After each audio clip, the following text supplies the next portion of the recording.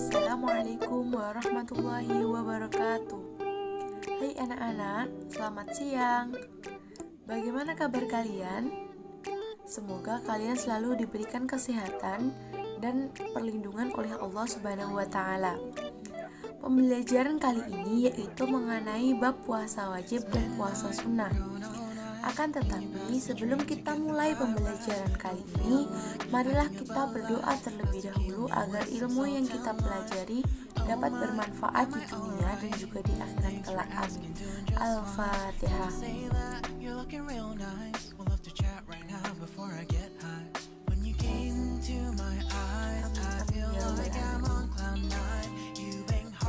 Pembelajaran kali ini Ibu akan memberikan video PPT.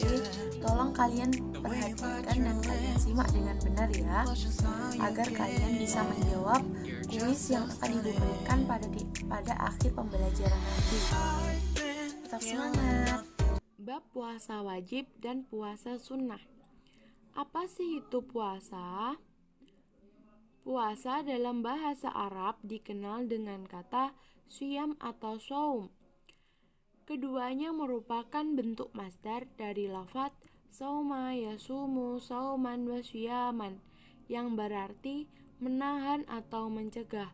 Sedangkan menurut istilah, puasa adalah menahan diri dari segala sesuatu yang membatalkan puasa sejak terbit fajar hingga terbenamnya matahari, disertai dengan niat, syarat, dan rukun tertentu. Hukum puasa itu ada dalam Quran Surat Al-Baqarah ayat 187. Kalian bisa lihat pada LKS halaman 48 yang artinya yaitu, dan makan minumlah hingga terang bagimu benang putih dari benang hitam yaitu fajar. Kemudian sempurnakanlah puasa itu sampai datang malam. Quran Surat Al-Baqarah ayat 187.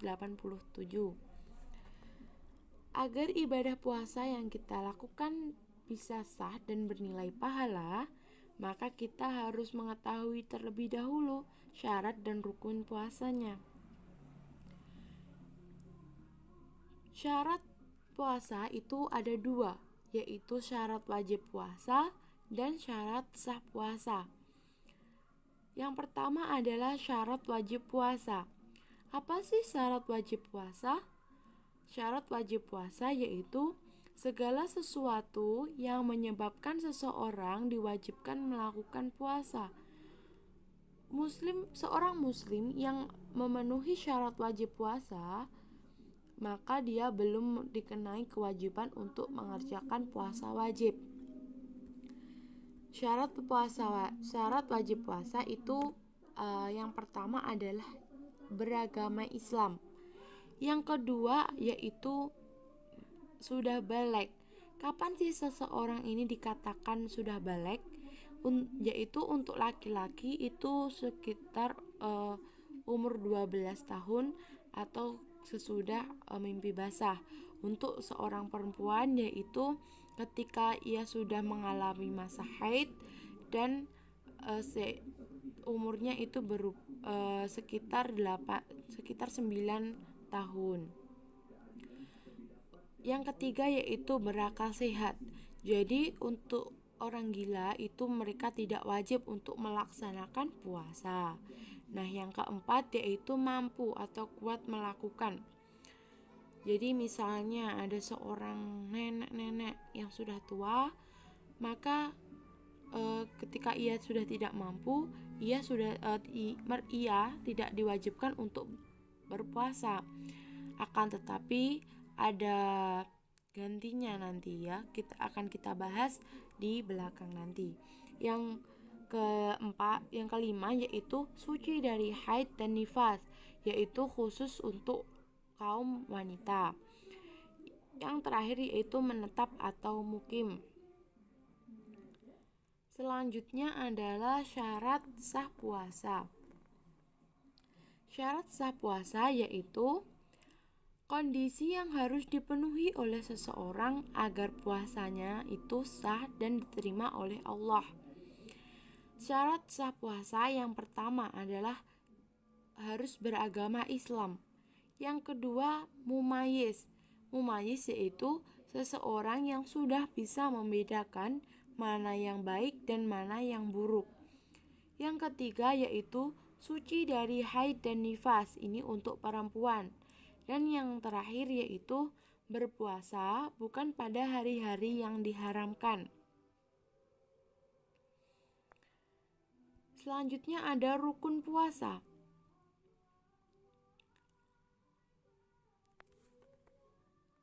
Rukun puasa itu ada dua. Yang pertama adalah niat. Niat yaitu adalah adanya suatu kesenjangan di dalam hati untuk menjalankan puasa semata-mata mengharap ridha Allah. Ibadah puasa tanpa adanya suatu niat, maka tidak bisa dikatakan bahwa kita ini sudah berpuasa. Untuk puasa wajib, niatnya itu sebelum datangnya fajar. Untuk puasa sunnah, kita boleh melakukan niat setelah terbit fajar dengan syarat kita belum melakukan perbuatan-perbuatan yang dapat membatalkan puasa, seperti contohnya makan, minum, dan lain sebagainya. Yang kedua yaitu meninggalkan segala sesuatu yang membatalkan puasa mulai terbit fajar hingga terbenamnya matahari.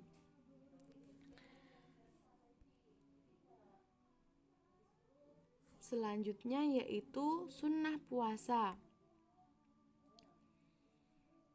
Selain melaksanakan hal yang wajib, kita pastinya juga dianjurkan untuk melaksanakan amalan-amalan sunnah untuk mendapatkan kesempurnaan dalam ibadah puasa kita.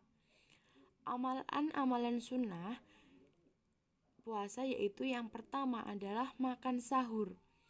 Makan sahur itu bertujuan agar kita ini kuat dalam menjalankan ibadah puasa. Yang kedua yaitu mengakhirkan makan sahur. Yang ketiga yaitu menyegerakan berbuka setelah waktu maghrib tiba. Nah, saat kita berbuka, kita itu disunahkan untuk untuk berbuka dengan yang manis-manis, seperti misalnya adalah kurma dengan jumlah ganjil. Nah, yang keempat yaitu membaca doa ketika berpuasa. Yang keempat, yang terakhir yaitu memberi buka puasa. Jadi kita itu dianjurkan untuk kita disunahkan untuk selalu memberikan makanan berbuka kepada orang-orang yang sedang berpuasa, walaupun itu hanya seteguk air atau sebutir kurma. Nah, selanjutnya yaitu meninggalkan hal-hal yang menghilangkan nilai puasa. Misalnya yaitu seperti berbohong, bergunjing, adu domba, dan berbicara sia-sia atau jorok. Nah, yang selanjutnya yaitu memperbanyak amal soleh, terutama yaitu adalah membaca Al-Quran dan bersedekah.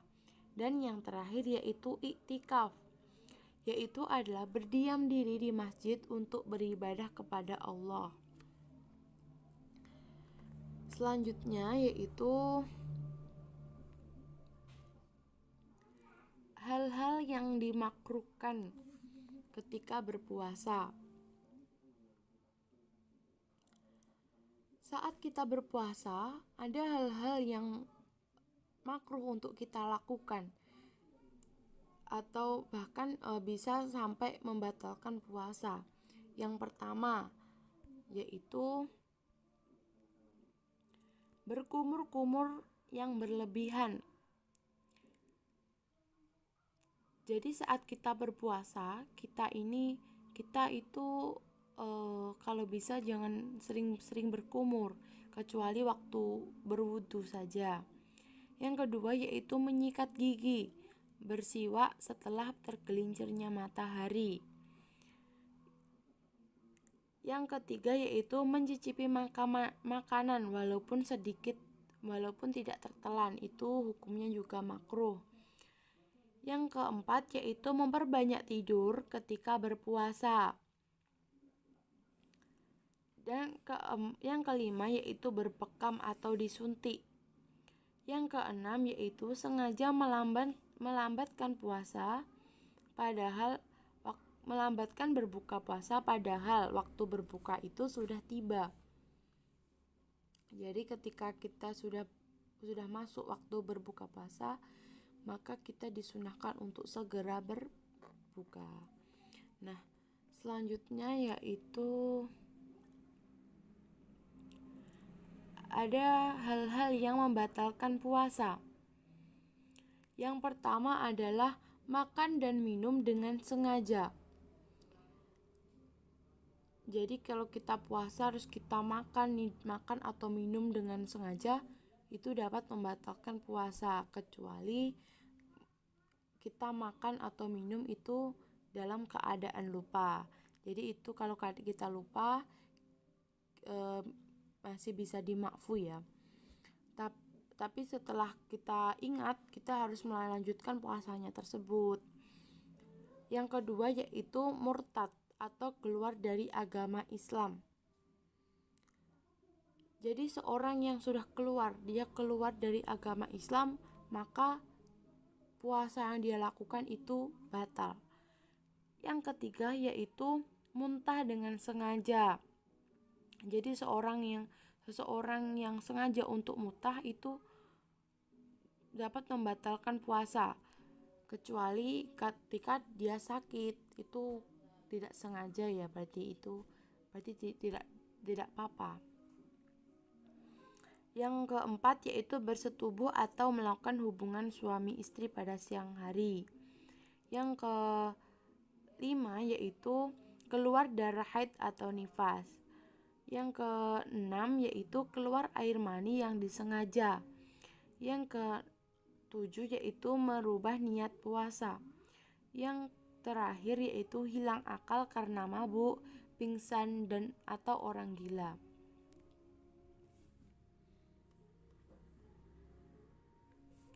Selanjutnya yaitu hal-hal yang memperbolehkan tidak berpuasa.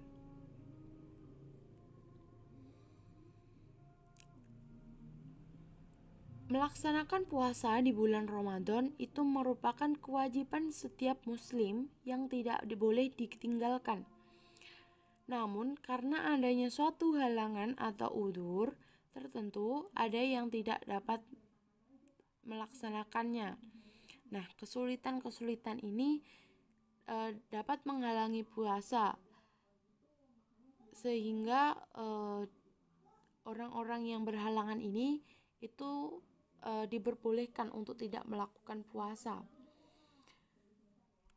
Halangan-halangan tersebut yaitu yang pertama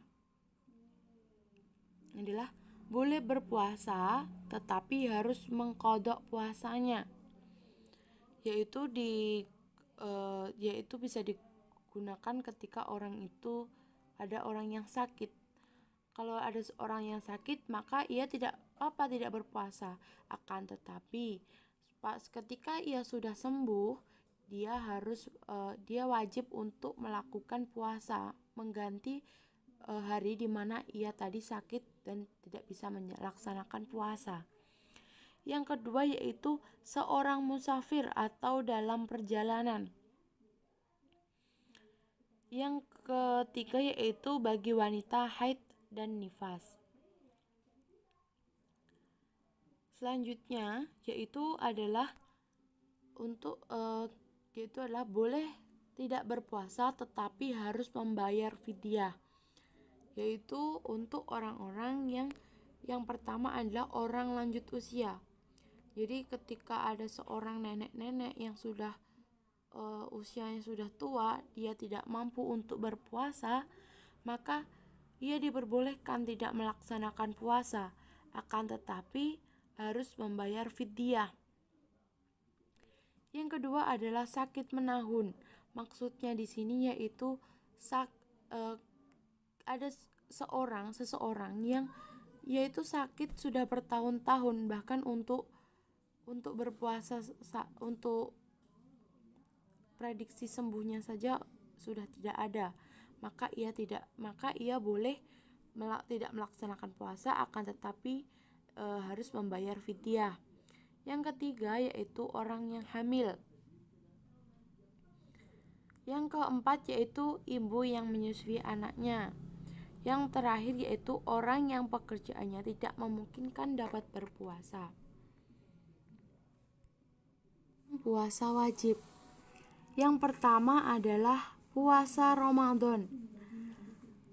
Puasa Ramadan adalah puasa yang diwajibkan atas setiap muslim yang memenuhi syarat selama sebulan penuh pada bulan Ramadan. Puasa Ramadan termasuk salah satu puasa wajib yang harus dilakukan oleh segenap kaum muslimin.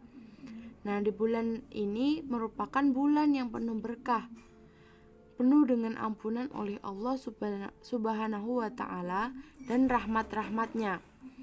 Jika di dalamnya terdapat malam yang lebih mulia dari 1000 bulan, yaitu malam Lailatul Qadar. Begitu pula Al-Quran diturunkan pertama kali di salah satu malam pada bulan ini. Jadi puasa Ramadan itu diwajibkan oleh Allah Subhanahu wa Ta'ala itu pertama kali pada tahun kedua Hijriyah, yaitu pada waktu itu Rasulullah baru menerima perintah memindahkan arah kiblat dari Baitul Maqdis ke Palestina ke arah Masjidil Haram di Makkah. Cara menentukan awal dan akhir Ramadan itu yang pertama ada ru'yatul hilal, yaitu dengan cara melihat terbitnya bulan di hari ke-29 bulan Sya'ban. Nah, pada sore hari saat matahari terbenam di ufuk barat. Apabila pada saat itu bulan sabit dapat terlihat meskipun sangat kecil dan hanya dalam waktu yang singkat, maka telah ditetapkan bahwa mulai malam itu umat Islam sudah memasuki tanggal 1 Ramadan. Jadi pada saat itu melakukan ibadah Ramadan seperti sholat raweh, makan sahur, dan mulai berpuasa. Nah, selanjutnya adalah dengan cara istiqmal, yaitu menyempurnakan bilangan bulan Sya'ban atau bulan Ramadan menjadi 30 hari. Nah, hal ini itu digunakan ketika ru'yatul hilal itu tidak tampak atau kurang jelas karena tertutup awan atau sebab lain. Nah, yang terakhir yaitu hisab, yaitu memperhitungkan perbedaan bulan dibandingkan dengan perbedaan matahari. Yang selanjutnya yaitu puasa wajib selanjutnya itu adalah puasa nadar. Puasa nadar yaitu sesuatu dari yang tidak wajib menjadi wajib, atau ikatan janji yang diperintahkan untuk melaksanakannya. Jadi, puasa nadar yaitu puasa yang telah dijanjikan oleh seseorang karena mendapatkan suatu kebaikan. Misalnya saja ketika kita mau ujian, nanti kalau saya mendapat nilai 100, saya berjanji untuk puasa nadar, puasa 1 minggu misal. Berarti ketika kita memenuhi misal saat kita mendapatkan nilai 100, maka kita wajib untuk melaksanakan puasa nadar atau puasa yang telah kita janjikan tadi. Nah, hukum puasa tersebut adalah wajib.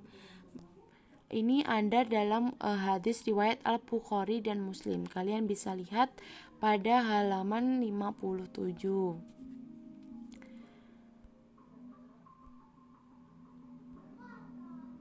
Selanjutnya yaitu puasa kafarat. Kafarat menurut bahasa berarti denda atau tebusan. Jadi puasa kafarat yaitu puasa yang dilakukan dengan maksud untuk memenuhi denda atau tebusan. Nah, melaksanakan puasa kafarat ini hukumnya adalah wajib. Selain itu ada macam-macam puasa kafarat. Yang pertama yaitu adalah puasa yang dilaksanakan karena melanggar larangan haji, yaitu digunakan pada berlaku pada orang-orang yang melaksanakan ibadah haji dengan cara tamattu atau qiron, wajib membayar denda berupa menyembelih 1 ekor kambing atau domba. Apabila ia tidak mampu, dia wajib berpuasa selama 3 hari ketika masih ada di tanah suci dan 7 hari setelah sampai tanah kelahirannya. Yang kedua yaitu puasa kafarat karena melanggar sumpah atau janji. Jadi apabila ada seseorang yang berjanji untuk melaksanakan sesuatu tetapi dia tidak bisa memenuhinya, maka dia wajib membayar kafarat, yaitu puasa 3 hari. Tapi ketika ia tidak mampu melaksanakan puasa tersebut, maka ia bisa diganti dengan memberikan makanan kepada 10 orang miskin. Yang ketiga yaitu puasa kafarat karena sumpah zihar. Zihar yaitu adalah seorang suami yang menyerupakan istrinya sama dengan punggung ibunya. Jadi ketika ada seorang suami ini ingin berdamai, maka dia wajib membayar kafarat, yaitu puasa 2 bulan berturut-turut. Yang keempat yaitu puasa kafarat karena membunuh tanpa sengaja, yaitu puasa 2 bulan berturut-turut. Yang kelima yaitu puasa kafarat karena berhubungan suami istri di bulan Ramadan dengan sengaja. Nah, ini kafaratnya itu ada 3 tingkatan. Yang pertama adalah membebaskan budak belian. Yang kedua, ketika ia tidak mampu membebaskan budak belian atau hamba sahaya, maka ia bisa berpuasa 2 bulan berturut-turut. Nah, apabila ia masih tidak mampu untuk berpuasa 2 bulan berturut-turut, maka ia harus memberikan sedekah kepada fakir miskin dengan makanan pokok yang mengenyangkan, yaitu disedekahkan pada 60 orang yang masing-masing yaitu 3 atau 4 liter per hari. Nah, selanjutnya yaitu adalah macam-macam puasa sunnah. Yang pertama ada puasa Senin dan Kamis.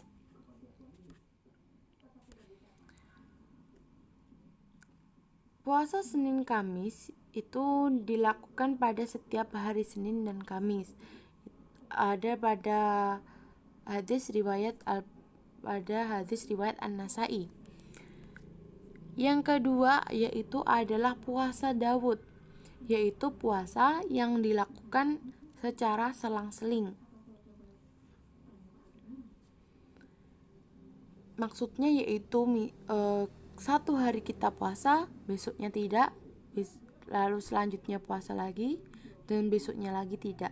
Jadi puasa tidak seperti itu ya, selang-seling. Yang ketiga yaitu puasa Arafah. Puasa Arafah yaitu puasa yang dilaksanakan pada tanggal 9 Dzulhijjah.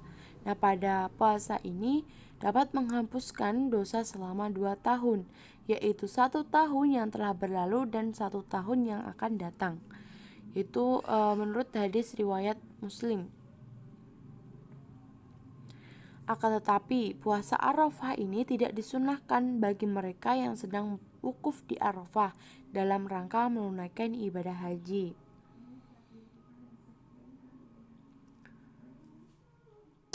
Bagaimana anak-anak setelah mendengarkan penjelasan dari ibu tadi? Apakah masih ada yang ingin ditanyakan? Jika ada, silahkan kalian tulis di kolom komentar di Google Classroom. Nanti akan ibu jawab pertanyaan dari kalian satu persatu. Nah, untuk tugas, nanti akan ibu lampirkan di Google Classroom berupa Google Form. Silahkan kalian isi, kalian jawab, kalian serahkan kepada ibu, yaitu dengan tenggat jam 8 malam.